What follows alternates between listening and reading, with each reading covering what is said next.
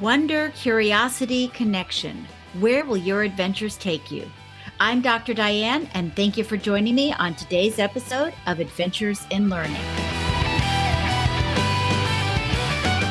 So, welcome to the Adventures in Learning podcast. I'm your host, Dr. Diane, and today I am so thrilled to introduce you to a woman who I first met on a ship. And I met her as we both saw Antarctica approaching, and both were looking out at it with the same wide-eyed, childlike wonder and joy. And I knew as soon as I saw this woman, I wanted to be her friend. And I am so glad she's able to join us, because after I left her on the ship, she went on to have additional amazing adventures. And so we are going to get to talk to Gigi today. So Gigi Satchell, welcome to the show.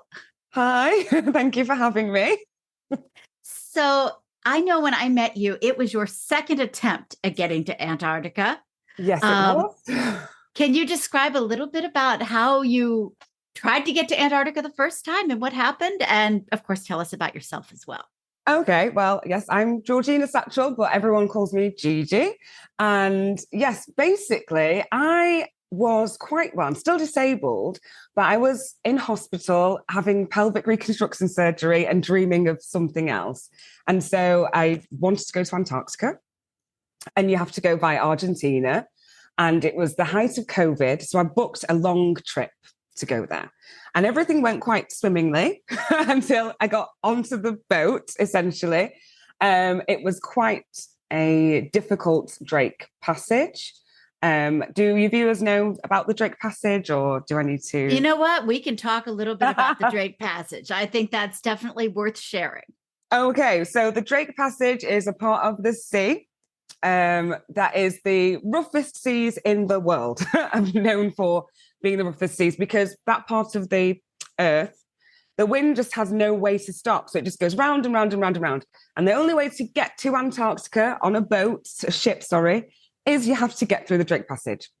So we entered the Drake Passage on my initial voyage to Antarctica. For 2 days, it was the roughest seas. From my little window in my cabin, what I saw was sea and sky just constantly. Talk about a recipe for seasickness. It was very bad. We didn't see some passengers because the journey was so bad. And we got out of the Drake Passage. We got to 61 degrees south, which is officially Antarctica, technically, like part of the Antarctic convergence. Right. So that's below 60 degrees south. And the seas calmed down, and we went to look for icebergs, and we were 3 hours away from Antarctica landing at the South Shetland Islands.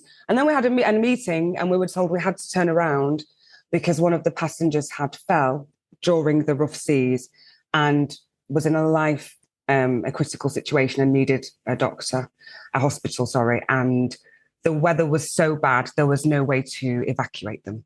Oh. So we went back into the Drake Passage for 2 more days. Oh. And that was it. That was the end of that trip. That was the end of that voyage. 5 days essentially on the Drake Passage, no Antarctica. So I tried again a month later on the Ocean Victory where I met you. And, well, you can say yourself, the Drake Passage was fine.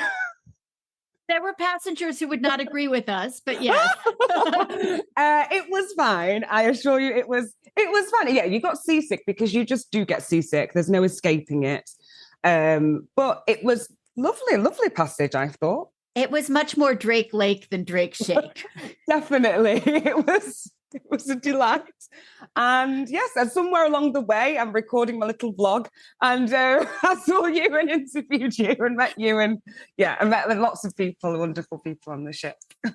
Well, and that was one of the things I absolutely loved, is you were embracing the experience with such joy. And I think for me, that was like speaking to like, because it felt like you were truly there to see the animals, to see that part of the world that you don't get to see, and to embrace it with every bit of who you were. It totally was that. I didn't have any expectations at all. I just knew I wanted to get to Antarctica. I didn't have anything on my checklist like I want to apart from landing and walking on the continent. That was the main thing. But other than that, I was just open to any wildlife, any people, any of the experience, and just enjoying it completely. And I really did. It was magical. It really was. What were the things that maybe surprised you the most? I think, well, actually, the people, I think, surprised me the most. I'm a massive Star Trek fan, so you should know that. And one of the things about conventions is that you meet all of these people who have the same enthusiasm and passion and joy as you. And I was surprised at how many people still just actually really wanted to. It wasn't, for a lot of people, it wasn't just about the seventh continent. Some people it was, but there were so many who just wanted to see and feel the environment and shared my same passion. And so to meet so many people who were enjoying the lectures and loved that side of it and the learning, this lifelong learning thing that you have, so many people that have that was the biggest surprise, I think. So, yeah. And that was magical, sort of the number of people who were committed to learning about it and then going back and sharing in some way. Yes. And I think that's the big challenge, is figuring out, how do you tell the story? How do you continue to try to help people understand why this is so important? Yes. I mean, I've only been back a week, and even now people have asked little questions, and I'm like, oh, well, loads of people have no idea about the treaty. They have no idea that there's all these rules in place. And so when I'm saying, oh, well, we had to stay far away from the penguins, we have to stay and we have to respect, and there's rules and international cooperation, loads of people have no idea about that. And I think that's one of the most magical things about Antarctica, is that it's the only place on Earth that there's peace and international cooperation. Agreed. And I sure hope we can keep it that way. I hope so too. That was one of the challenges as I started learning about the treaty and realizing that countries could literally torpedo this treaty over the next 30 years if they wanted to, for their own selfish aims. It made me realize that as we're talking about the environment and talking about climate change, that's one of the things we have to protect, is this place of peace and science. Definitely. I mean, I think the treaty officially is up for renewal or modification in 2048. So we're getting closer. And I think one of the important things is to make sure that it carries on and it doesn't suddenly get up for grabs, because there are territories in there that are disputed officially, and everyone's agreed at the moment, just, ceasefire and just be cooperative. But if that ever changes, the whole continent's going to be up for grabs, and it's a scary prospect. It's a very scary prospect. One of the things I was realizing, I've been trying to articulate it for myself as I've been writing it and looking back at the pictures and just looking at the vast expanses with no billboards, no advertisements, where the animals and the wildlife do get that priority. You're not getting on top of them. I did not do my belly slide with a penguin. I got it. If there was any one thing that in my preconceived notions, I had imagined I'd be belly sliding with penguins. And as you said, I absolutely respected the rules, because I was like, I don't want to endanger them. You didn't do it by accident, though? You didn't have a fall? No? I thought about doing that, but no, I was a good girl. I did fall quite a lot, with my hips being not the best, and then the boots being not the best was constant. But I mean, the penguins fall a lot too. So they do. No, I was more concerned about making sure my 80-year-old father didn't fall. Oh, sugar, yeah, of course, yes. Yes, because he had bad knees. He had bad knees, and then he wound up, he had an accident on the ship, and we were parked. So it wasn't like a Drake passage like yours, but it was, those narrow passages as you're going back and forth. Yeah. He was walking one way. A couple of folks with cameras were coming the other way. They bumped him, and it wasn't an on-purpose thing, but because he's on blood thinners, when he hit, the leg just bled a lot. He's fine now. He's fine. He healed. He saw his penguin, so all is well. And he reminded me that, this isn't a cruise. It's an expedition. No. And it is definitely that. I do not think, I knew it was an expedition. I signed up for an expedition, But in my head, I didn't even think about it being a dangerous place anymore. It's like that was something for the explorers of yore. And I was like, oh, well, they wouldn't let us go if it was dangerous. And, oh, you have to have insurance in case you have an accident, blah, blah, blah. But no, it's like people do perish every single year. And the more tourists that go, it's obviously increasing, just as anything would. People just are dying and it's dangerous. Right. Well, and it happened the week before we went. I mean, there was the Viking cruise with the Rogue Wave, and we saw them in Ushuaia. Yes. But there was also evidently a couple of Zodiacs. There was, yes. And then there's all the things that probably don't make the international press. Right. It is, they're at sea, so there's different international laws, and we're not privy to all of the things but the way I look at it is, we also, in our real lives, our normal lives, you go out and we go on planes, we go in cars. Exactly. Car accidents every day. So there's naturally going to be incidents on these vessels. But yes, I was not completely aware that it was dangerous. I just thought, we're just, going to go and, I don't know, just see things. And I'll just go to Antarctica and I'll see things and that'll be nice and I'll go home. And I did not expect that, 1, it would be dangerous, 2, the expedition might fail, or 3, that it wowould be so life-changing in my for myself as well, like personally. So I have to ask, are you going to apply to work in the post office? I am. I still have to. I keep looking at the updates for different Antarctica jobs. And all of my postcards have arrived safely from Antarctica. I haven't gotten a single one yet. They said 2 weeks or 2 years. I'm evidently on the 2-year mark. Well, what I would say is, though, I sent all of mine to Britain. That's true. The first stop. And they're about 2 weeks ago they got here. So they're probably on their way now to America, I think. Well, that's good to know. We sent them the same day. Yeah, we did. So I know that they're definitely they're in the British shores. Well, that's good. On their way. Yeah. But also, we did have Royal Mail strikes in the UK and lots of holidays with Christmas and New Year. So despite that, I'm still really impressed that they've all got here. So and for those who don't know, that was one of the coolest things I thought we saw was Port Lockroy, and the idea that Britain has a post office and it's the southernmost post office you can reach in Antarctica. And there were, for me, one of the cool striking things is that there was a pride flag flying outside, and there was a penguin that saluted the pride flag as I was waiting to go in, which I just thought was really adorable and wonderful. Good. I actually did ask them about that because there's been a move in the UK. So actually my pride flag's over there and it has black and brown included in it now. And they said, yes, actually, we're trying to get a pride flag that's even more inclusive. I love it. And they've actually started something called Polar Pride, because Pride in the UK, I don't know if it's the same in America actually, but in the UK it's in July. So they've done one for the polar for the Antarctica in November on the polar opposite. Oh, cool. Because nobody's at the station in July. So, fair enough. So yeah, they are really being really awesome, I think. And I love the post office anyway. Like I am a patriot, I guess, or something, but I do love the post office. I think it's one of the best institutions we have in the United Kingdom. So I'm like a massive fan, and I'm so glad that they're doing a great job.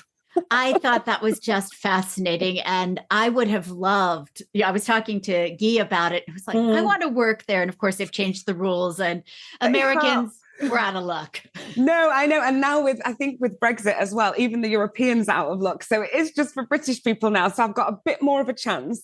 Well, I hope you get it. And if you do, I'm going to find a way to get there to see you. Oh my gosh, yes, please do. I'll be waiting. Like, oh, hello, come in. Because, well, it's also a museum, isn't it? It is.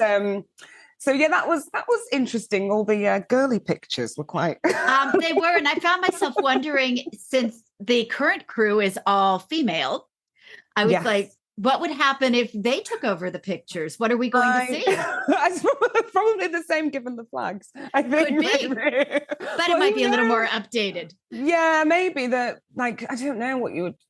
I don't know. The concept's peculiar to me anyway. Just like putting up girly posters. It was a very World War II thing. Yeah, but I think the film star thing then does pictures of that. If we think about it more like that is like quite nice because you always see pictures of Marilyn Monroe and whoever else. Yes.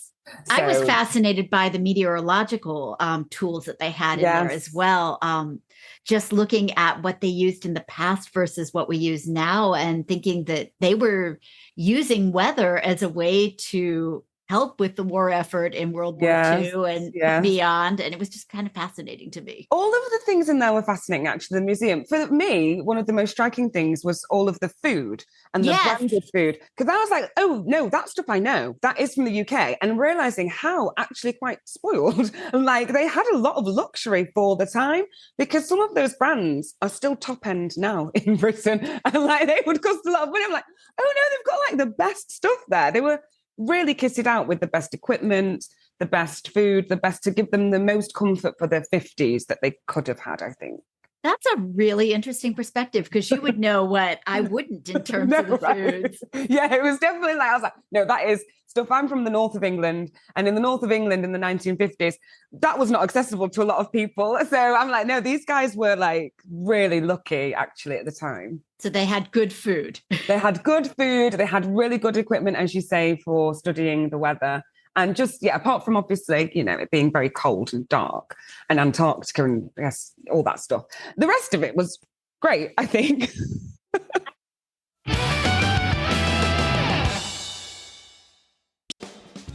It may be cold outside, but schools and districts are already starting to think about summer and fall professional development.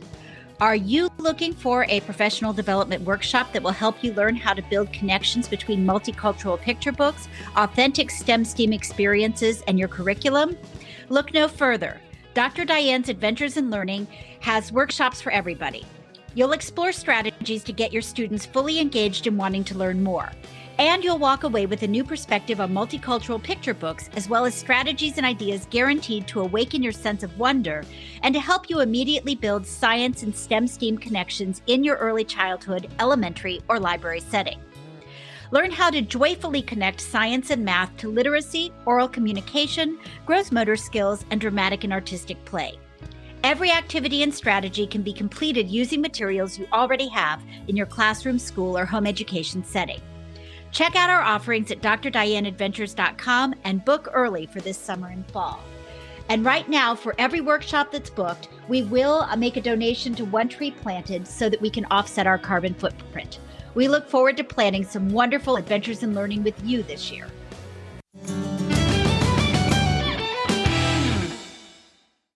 I was reading this morning, they just discovered a brand new emperor colony using satellite imagery. Really? Like, it's one that they'd never seen before. It's in Western Antarctica, and it was discovered in December, but they just released it in January to coincide with Penguin Awareness Day. And he had seen the smudges from the satellite. It was penguin guano, which, as you know, is so distinct. Yes. Wow. And so they saw these brown smudges on the satellite, and they were able to zoom in closer and see the penguins themselves. And it's an emperor penguin colony, and they could see about 500 new penguins. And they say it's a small colony, but it's reassuring to know that there's another one, because they only breed on sea ice. And so as the sea ice is melting, they're probably the most endangered of the penguins. And so to find another one was a big deal. But that was sort of one of the takeaways that I took from that. We didn't see emperors on our trip. No, we didn't, because you've got to go further inland. But it's interesting you said it was Western Antarctica. Yeah. Because I know that's the part that's unclaimed territory. So there's probably less bases there and things like that. So that's probably why we haven't noticed them before as well. So I thought that was just really fascinating. That, I mean, there's so much that we still don't know. They know bits and pieces, but I was thinking about, I didn't realize there were rivers that flow underneath Antarctica. I didn't know that either. I mean, I guess there probably was, well, you just said there are, but yeah, I think there's so much we don't know and we can't know because it's so remote and so difficult to get to. But yeah, and I think there's lots we still don't know about penguins, as you say, and there's lots of things that until you see them in real life, you don't really get how, they're birds, but they're very mammal-like, I think, in their behavior, and they're very inquisitive and nosy and just very curious creatures. Do you still dream in penguin? No, not really. I was always more, it was the icebergs that got me the most. I couldn't, like, I cried a lot when I was looking at icebergs because a picture can't tell you No. what it is. And it's not just the color, it's the movement of them. And I really felt like they looked like they were breathing and alive, and the changing colors and the movement. And I don't know, it was still overwhelming. It's still overwhelming to me when I think about it. And I don't know. Yeah, I can't. I love the way you just described that in terms of the icebergs breathing, because I've been trying to find the words for it. And that's exactly it. It is that, because and it just feels so relaxing. It's like sort of watching a child sleep or a dog sleep. It's almost like that sort of movement, but with wonderful colors as well. Well, and then that whole compressed ice with the bubbles and the sound that accompanied it. I loved that constant bubbling. It was like you were sitting in the middle of a big seltzer bath. It's everything. And you didn't do the camping, I don't think. I didn't. You camped. I did camp. And I think that's another thing where the sound of the ice cracking and those sorts of sounds and the silence, because on the boat, you still can hear the engine hum. But on the camping out, it was the quietest that I experienced Antarctica. And you could hear just ice moving, ice cracking. And it was phenomenal. That's amazing. Yeah, I did the kayaking, which for me was one of the most amazing experiences possible. I was on the group that went around Cooverville Island. And so we wound up, at first I was like, oh, I'm going to miss getting to go on land and see the penguins. But it wound up being the most beautiful way to see that island, because we got so close. We were within 10 meters of shore, and you got to see them as they were interacting with their environment. They're swimming, doing their porpoising thing right around you. And then what was even better for me is we went around the island. So you leave the penguins and you see the cormorants nesting and the terns. And then you come into ice fields. And there were these, just as you said, these gorgeous icebergs that were just breathing, and you had to give them their due because they're dangerous and you don't go right close. And there were a few moments where we had to paddle through bergy bits, and it was just incredible. Did the kayaking, and I completely agree with you. The thing where you're like, I don't want to miss out on a landing, but it was worth it definitely was. It was worth the trade-off. And it was so quiet, and just such a different way to see Antarctica and to realize how clear that water is. Yes. Wow. Yeah. Because you're in it when you kayak. And I think if anybody does ever go, it's worth spending the extra money if you can to do all the extra activities, because you're in the water and you're so close to the ice, so close to the wildlife, and the way that you can't get in a Zodiac, you can just get so close to everything. And it's just quiet and peaceful. Yes, that was the thing that was for me as well. One of the best things about the kayaking and the camping, the silence, because on the Zodiacs, you've got the engine, you've got everyone's cameras clicking, all those things. But when you're on the other experiences, and actually, so my best sleep on the whole trip was when I camped out. That's amazing, because it was quiet? Because it was quiet, because it was permanent sunset, the sun was out, so it must have just been the quiet. As soon as I stopped talking to my friends, right, I literally fell asleep.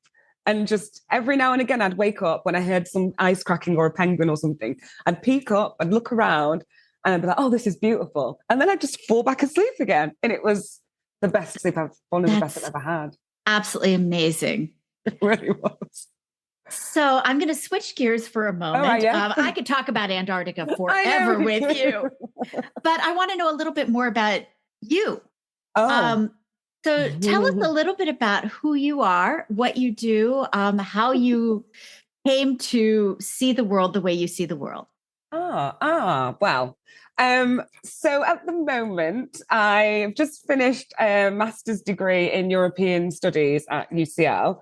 And I also make cakes for television and film and things like that, and also for birthdays. But then I also volunteer with children at a group called Into University here in the UK, where we help primary school and secondary school children just with their homework and confidence and things, and try and get them into university, obviously. And so they're my main activities. But yes, the reason probably why I have this outlook, which I think you think is unique, is just because I was really quite severely disabled for quite a long time and sort of stuck in the house a lot. And so being in that situation just made me a lot more appreciative of little things. So, being on the other ship and it turning around and it being horrible, I was still like, okay, but this could be a lot worse. I'm still in Ushuaia and I'm going to make the most of that situation. And it's like, so Ushuaia is a beautiful, beautiful city. So I just did lots of extra tours. I went and flew over the city, did the flight one.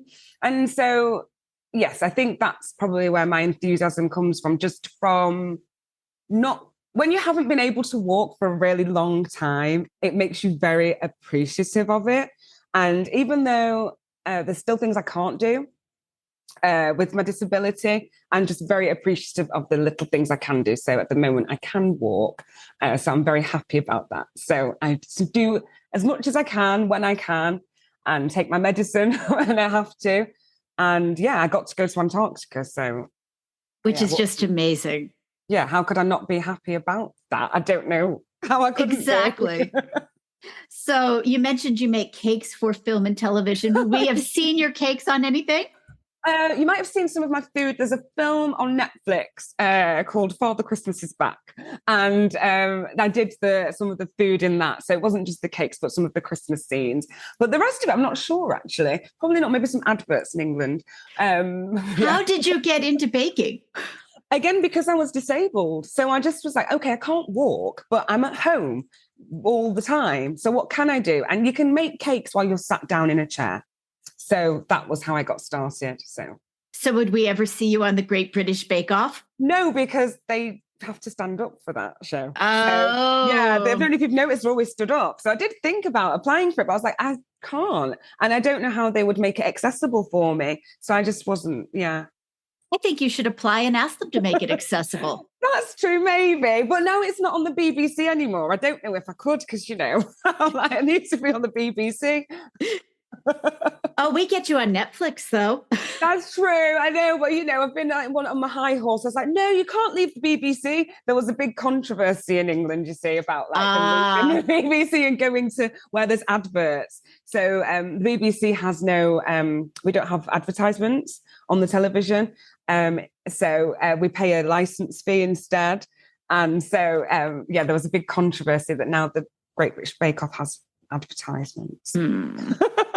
Yeah, I can see that. I know it's normal for you guys, but we have this BBC has, no advertisements on the radio or on the television. And so we're like, it's like, oh, the BBC, NHS and the post office, we're very about it.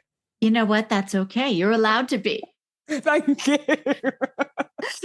So what's it like being back in England after traveling for it's been a month at least, right? 3 months. 3 months. Yes. Actually, so the biggest thing that I noticed when I came back was it's really cold, but I'm really happy about that. It's actually colder here than it was in Antarctica. And I mean, if that doesn't say something about global warming, I don't know what does really, honestly, because London's quite warm compared to where I'm from. So I'm from Manchester, so it's further north. So it's really cold. But yeah, other than that, it's just the same when you get back, really. Nothing's really changed. So yeah. But you've changed a little bit. Maybe. I'm definitely more looking into how I can help Antarctica. And that's something that's changed. I think before I went on the trip, I knew I wanted to go to Antarctica and I knew one day I might want to work there. But I never thought that maybe my political research would want to maybe go in that direction. Whereas now I'm quite seriously considering how I can do more research on Antarctica in terms of the politics and the treaty, and just to make sure that the treaty stays in place. And so that's also part of why now I'm quite considering I'm going to apply to work there, because the more time I spend there, the more I can probably inform policy about Antarctica. So No, that makes sense. And that's sort of, for me, I work with teachers and I work with children. And it was kind of that same concept of how can I educate about Antarctica? There was a quote that David Attenborough from the UK came up with that I've taken to heart, that means a lot to me. The idea that if you don't know it, you won't love it and you won't care for it. And so the first step is to help people, I think, know it and develop that empathy and that attachment to it so that they want to protect the policies. So that's sort of the angle that I'm trying to take. And what I do is to help ignite that love affair for people so that they understand how big and beautiful this world is. Yeah, I think because we don't get to really spend that much time with that kind of nature. I think we do, you can go for walks and things, and that's still great and everything. But to see the scale of it, one of the things that did strike me the most as well was when we're on the ship sometimes and just looking at this huge landscape of sort of just vastness of snow, ice, and it's like, wow, it's just unfathomable. And a lot of the time you don't see that sort of unending horizon of the land. So it's hard to picture that how big everything really is and how small we are. And to try and get people engaged in that and not just thinking about their little life, but like how their little life affects everyone and how we're all so interconnected. I think, I don't know how we do that yet, but I hope like you work with children, and I do hope that that's a way to do that. And one of the things I'm hoping to do with the children I work with is to hopefully start talking to them about Antarctica more and things like that. And to say to them, like, it is somewhere that they can go in the future as well. It's not unachievable. Well, and I'm a great fan of Doctor Who. I always have been. Yes. And one of the things that, they always talk about in time travel is, you're not supposed to talk to your former self. You're not supposed to disrupt something in the past because it can change the future. And I've been thinking a lot about that in terms of where we are right now, because we're somebody's past potentially.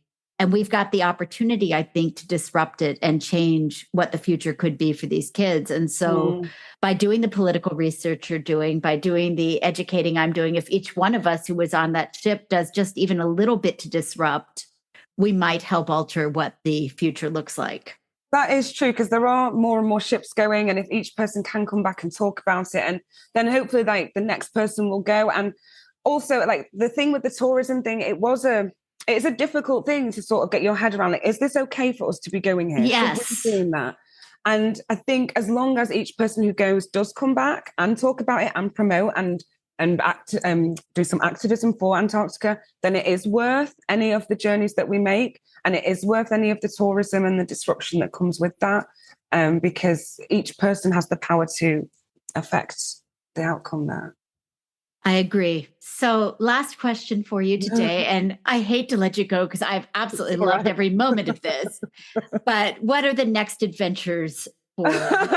Well, I'm going on some short little trips just to Berlin and Edinburgh just to see some friends. But then I'm going to Mexico in a couple of weeks to go and look at some of the cultural artifacts, I guess. And was it the Aztecs? Yes. Yes. Sorry.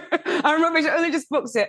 So Mexico. And then I'm going to go and meet someone that I met on the ship in April in LA.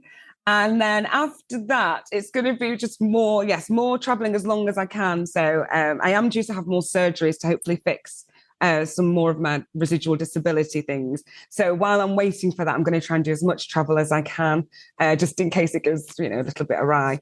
But yeah, just as much as I can. And if people would like to follow your progress, where should they go?